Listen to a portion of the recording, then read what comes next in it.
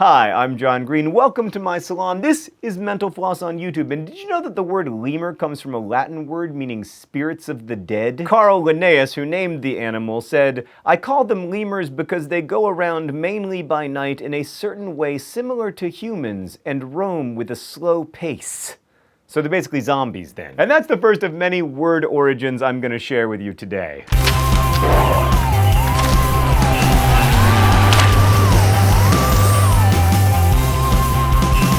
Mussel comes from the Latin root for little mouse, because back in the 14th century, people thought that mussels looked like mice living under their skin.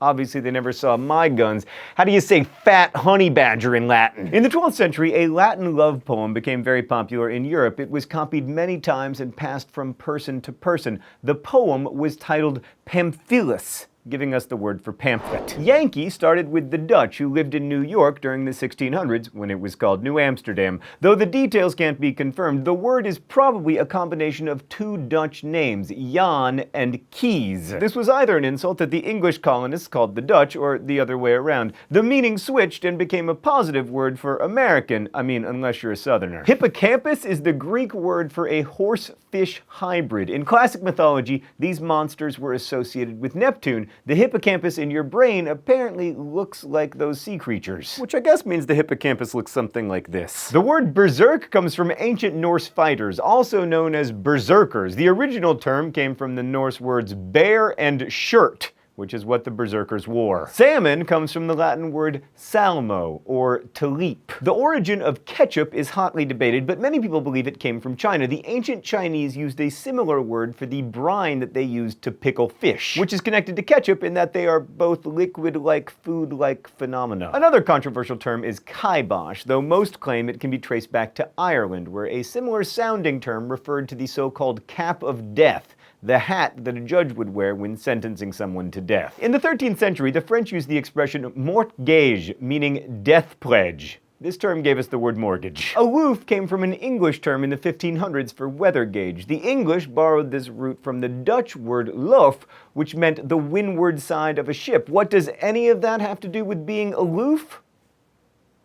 Ever wonder why English is the only language in the world that uses pineapple rather than some form of ananas? Pineapple used to be a word for pine cone, which is what the fruit looked like to early explorers, who were apparently blind. While we're talking about fruit, the word cantaloupe emerged in the 18th century. It's named after its place of origin, Cantalupo, Italy. The town's name literally translates to singing wolf. Mayonnaise is another food named after a place. The French captured the island of Minorca during the 7 Years' War, a victory that was apparently celebrated with the condiment. The island's capital is Port Mahon, and the suffix "ase" means native to. But of course, the joke was on the French. Sure, they won Minorca, but then they had to have mayonnaise. War has been in the English language since the 11th century. It actually comes from a Germanic root that meant to confuse, which is kind of confusing. In Greek, kynikos was a term for followers of the philosopher Antisthenes, but the literal translation is dog-like. Anyway, that gave us the word cynic. The word dunce is also a reference to philosophy. John Duns Scotus was a philosopher whose teachings were largely religious and influenced the Catholic Church. His followers were called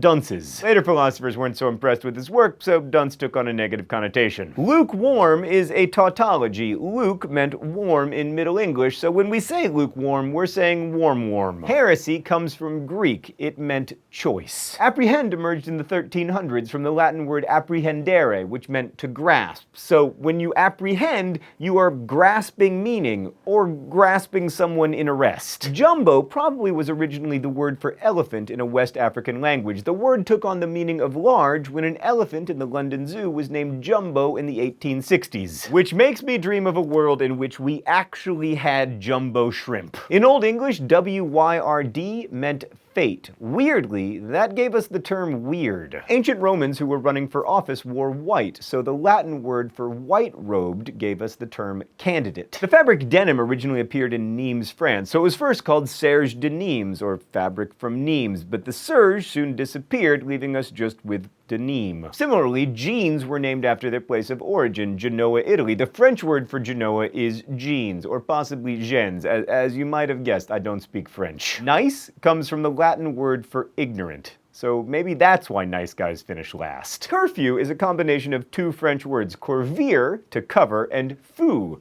fire. So curfew literally means to cover fire. Noon comes from the Latin nona hora, meaning ninth hour. In ancient Rome, noon was actually around 3 p.m. During the 12th and 13th centuries, noon slowly moved back to, noon. Presumably this change was driven by people wanting to eat lunch earlier. Bankrupt is from the Italian term bancarotta, literally meaning broken bench. In Old English, knight originally meant boy or servant. Now, of course, it means a bad pun in a Tom Cruise movie title. Night and Day? Anybody? No? I'm the only person who saw that? I think I might literally be the only person who saw that. Let's face it, Tom Cruise didn't even see that Tom Cruise movie. Anyway, the Old English word for worm, spelled W-U-R-M, gave us the word worm, but that word came from another Old English word meaning serpent or dragon, which makes me wonder, how big were worms in medieval Europe? The word money emerged in Rome because the temple of Juno Minetta, which reminds me. There's a link in the description so you can redeem your Shroot-Bucks for Mental Floss t-shirts. Shroot-Bucks, the only currency that Mark and Meredith are ever paid in. Anyway, the ancient Romans used that temple as a mint because she was a goddess associated with money. Moneta came to mean mint, and then money. Escape came from the Latin ex, meaning out, and cappa, meaning cloak.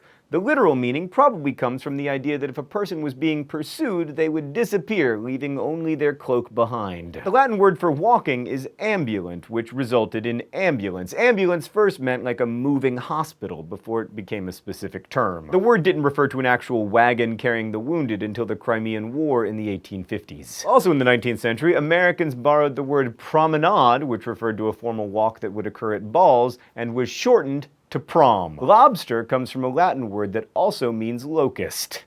That is disgusting. Nostril is a combination of the Old English words for nose and hole. In the 13th century, the French gave us the meaning of cider that we use, but the original term that it derived from meant strong or alcoholic drink. Ancient Romans gave us senator, but before the word had its current meaning, it came from a word for old, and in fact is a relative of the word senile.